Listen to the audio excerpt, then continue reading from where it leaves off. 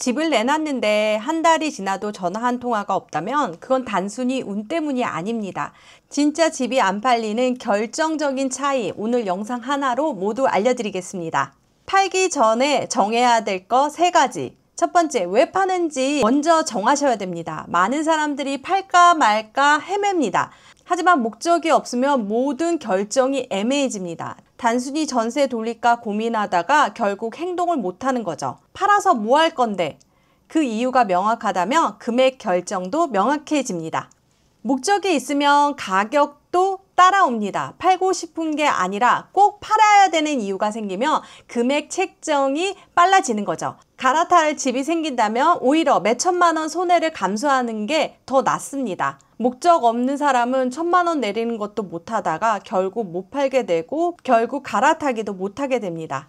결정은 지금. 고민만 하다 타이밍을 놓치는 게 수두룩하죠. 집값은 하루만 해도 변할 수도 있습니다. 명확한 이유가 있어 빠른 결정을 한다면 손해가 최소화됩니다. 진짜 잘 팔리는 집의 조건이 5가지인데요. 첫 번째, 금액은 시장이 정한다. 내가 원하는 가격이 아니라 사고 싶게 만드는 가격이 이 기준입니다. 주변 시세보다 5에서 10% 정도 싸다면 급매로 인식하게 됩니다. 같은 동, 같은 평수인데 같은 가격이면 경쟁이 안 된다는 거죠. 두 번째, 손님이 반응하는 금액의 적정성을 확인하는 겁니다. 만약에 내놨다가 하루 만에 전화가 너무 많이 온다면 너무 싸게 올린 게 아닌가라고 생각이 들기도 하고요. 2주 넘도록, 한 달이 넘도록 조용하다? 그러면 너무 비싸게 올린 게 아닌가 그런 생각도 해봐야 됩니다. 매물을 올리고 나서 전화 반응 속도로 가격을 조정하시면 됩니다. 세 번째, 밝기와 분위기는 반은 먹고 들어가요. 햇빛이 잘 드는 시간대에 집을 보여주는 게 제일 좋겠죠. 저는 햇빛이 잘 들어오는 사진을 찍어가지고 이렇게 부동산 소장님한테도 보내드렸습니다. 그날 비가 와서 햇빛이 잘 드는지 잘 몰랐거든요. 그리고 조명이나 디퓨저를 준비하고 제일 중요한 건 정리정돈입니다. 그리고 만약에 곰팡이나 결로가 있다면 깨끗이 청소해 두는 것이 제일 좋습니다.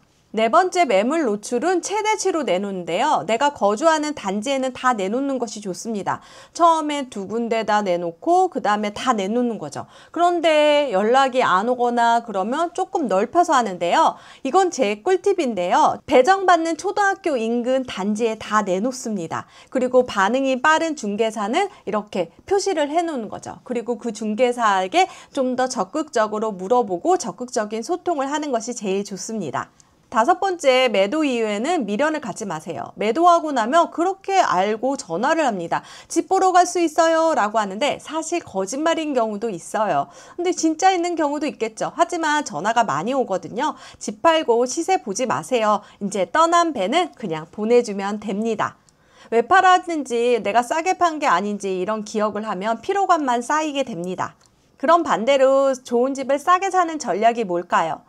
살 이유가 이것도 명확해야 됩니다. 내 집 마련인지, 갈아타기인지, 아니면 갭 투자인지 목적이 있으면 기준이 명확하게 생기는 거죠. 그리고 후보군을 많이 준비하는 게 낫거든요. 송파냐 강동이냐 구체적으로 살 단지를 한 5군데를 한번 추려보세요. 그 단지의 시세, 평수, 동호수별 특징까지 꿰뚫고 있으면 좋습니다. 5단지가 선정됐다면 세부 정보까지 파악해 두는 것이 좋습니다. 뭐 도로나 소음이 있는 동이라든지 예전에 제가 임장 갔을 때 시베리아 동이라고 하더라고요. 그게 왜 그러냐면 지역 난방이 오는데 그 동은 너무 늦게 와가지고 춥다라고 하더라고요. 그런 거를 잘 조사해 놓는 거 좋습니다. 그리고 좋은 단지는 갑자기 나올 경우 사전 조사로 기회를 캐치하는 것이 좋습니다.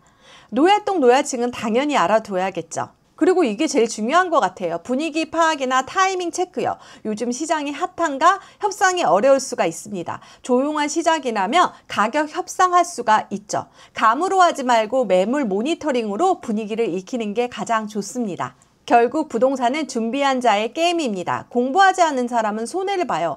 A 아파트만 봤어요. 그러면 아마추어. B 아파트랑 비교해서 2천만 원 저렴한 조건이 좋아요. 이렇게 준비된 사람의 멘트를 하면 중개사님도 이 사람 가격에 대해서 잘 아네. 진짜 급매를 주면 정말 급매라고 해서 계약하겠다라고 생각합니다. 중개사에게 묻지 말고 본인이 먼저 알고 있으면 좋습니다. 모든 걸 중개사에게 맡기지 말고 내 기준을 먼저 세우는 거죠. 내 판단력이 내 수익이다. 이렇게 생각하세요. 제가 부동산 매도만 100번 해보니 집을 잘 팔고 잘 사는 사람이 운이 좋은 사람은 아니더라고요. 먼저 목적을 정하고 왜라는 질문에 자기만의 답을 찾아가는 분이 아주 좋은 전략이라고 생각이 듭니다. 왜라는 목적을 먼저 만들고 시장 반응을 치밀하게 분석하는 사람만이 기회를 잡을 수 있다라고 생각이 듭니다. 매도 꿀팁 여러분 많이 도움되셨나요?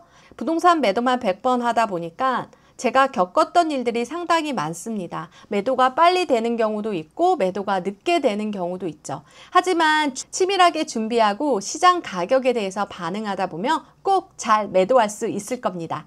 오늘 영상이 도움되셨다면 구독, 좋아요, 알림 설정 해주시고요. 이번에 제가 무료 강의를 합니다. 무료 강의 참여하고 싶다면 고정 댓글을 확인해 주세요.